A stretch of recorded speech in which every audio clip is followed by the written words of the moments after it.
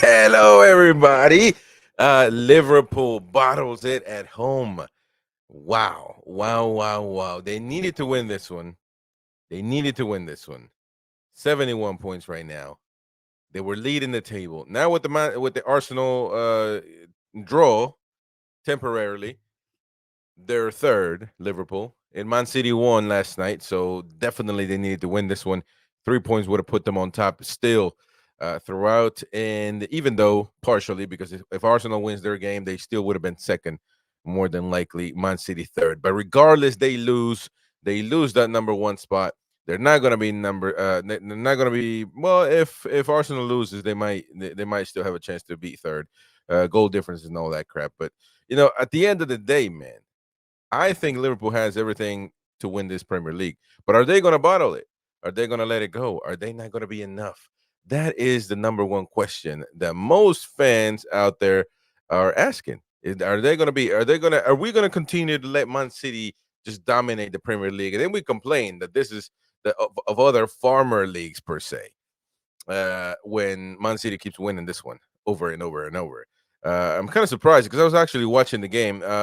Bradley had to come out for injury, but I mean, they still got a good lineup, man. Of course, Allison, top goalkeeper, Konate, Van Dijk, McAllister, World Cup winner, Wataru Endo as well. Good. He got subbed though. He got subbed out. Curtis Jones the same way. Mo Salah, of course, a legend of the game. Darwin Nunez, though. I said this before on my previous Premier League podcast before when we had to shut this channel down and we had to start my Newcastle channel, which, by the way, you can follow. If you're a Magpie, follow that channel at NUFC Talk TV. Follow on there. And we have 24/7 Newcastle United coverage. By the way, what a game last night against Spurs, man. Take that, Spuds. Take that one right through the throat. But no, Liverpool, I thought they had it all, man.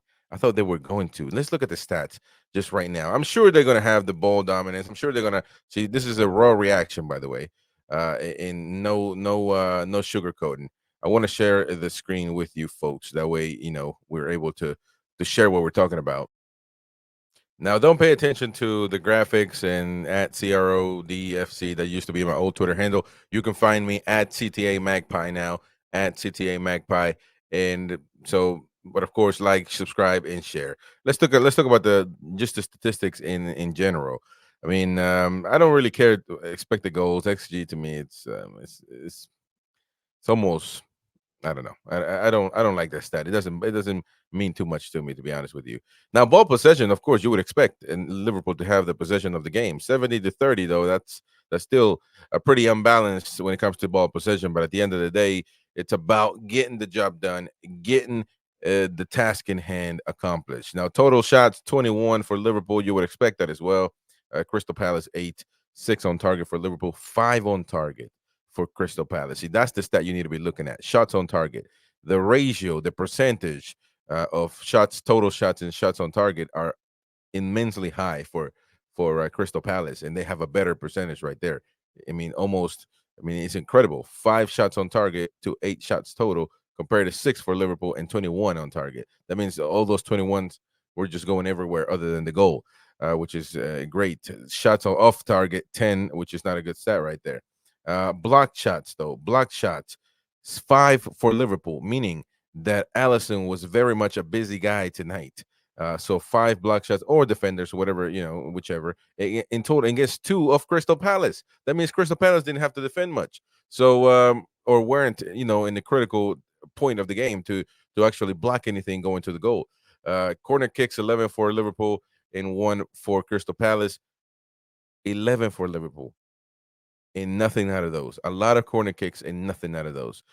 So there you go. And you get this one right here, 5 offsides for Crystal Palace. That just tells you that they were trying to fish the defensive line of Liverpool out of they were trying to catch them right there, like on a counter attack or something, and then obviously they were caught offside. They were trying to accomplish that anyway. And at the end of the day, man, they got the job done. They scored once. That's all that matters. That's all that you need to do.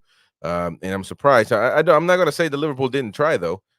Certainly, they try to get the job done. But listen, man, when you're a big team, when you're a big club, at some point in time, It's the exclusives go out the window. You just must get it done. And that's just as simple as that. Because you got Arsenal breathing on your neck, you got Man City breathing on your neck. You just have to get it done. As simple as that. Passes, a lot of passes for Liverpool, of course, and then you got a lot of passes for, or half of those for Crystal Palace. And then you look at a possession lost and dribbles and duels won and aerials won and all that. Aerials won 20 for Liverpool, 11 for Crystal Palace. That has a lot to do with the corner kicks as well. But you had Liverpool had 11 corner kicks. Let me see. Yeah, 11 corner kicks. They won aerial games. They won 20 out of those. 20 in total. Obviously, there were more than 11, more aerials than just the 11 corner kicks. But even you won 20 and you still weren't able to get anything in.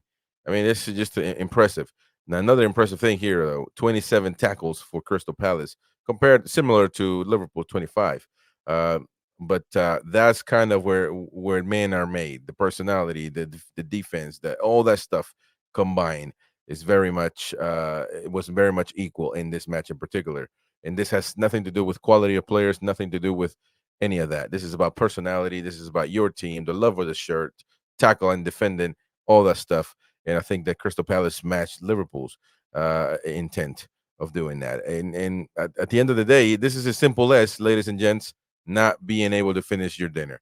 That's just the way it is. Um, I mean, this stat is cool. The most shots, I guess, for Mo Salah. All these shots, that's where they were from, and none of them were really, successful. So with Crystal Palace, Mateta had the most, and as well, one of them were a goal. See, this is all. See, stats are all for intended purposes. They're cool to have a discussion, but at the end of the day, this one is the only one that matters, folks. This one right here, the one that goes right in the goal. Other than that, what else can you say? Uh, and in all due honesty, looking at the standings right now, Liverpool third. They're still very much in the fight. It's not over yet, obviously, and we'll have to see who they play against next.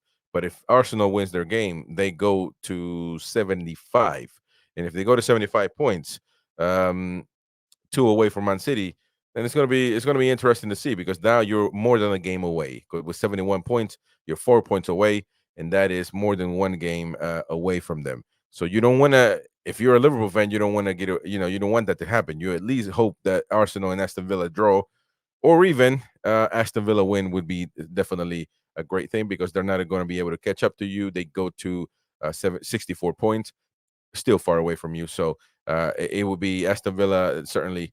Um, I'm sure Liverpool fans are rooting for Villa to win against Arsenal. Now, when it comes to the Magpies, you see us right there, ladies and gentlemen. We're creeping, creeping, creeping. Still 10 points away from Tottenham, of course. Obviously, it's been quite a journey for us, but we're still back in the picture, and that's more than we can. I love it. I certainly love it. Now we have to wait and see what Man U. Well, no, actually, Man U drew with Bournemouth, so we don't have to worry about that. But listen, the Magpies are on the picture right now, folks, and this is a wonderful sight to see. But when it comes to Liverpool, you Liverpool fans, what's happening, man? Stop bottling, man. Stop bottling. Stop letting Man City win everything. Come on, and certainly don't let. I mean, I'm gonna keep my banter to me. Anyways, I appreciate your support. Don't forget to subscribe, share, do all that jazz. At the end of the day, it helps the channel grow. Appreciate you. My name is Chris, the American Mag. We'll see you on the next one. Bye bye.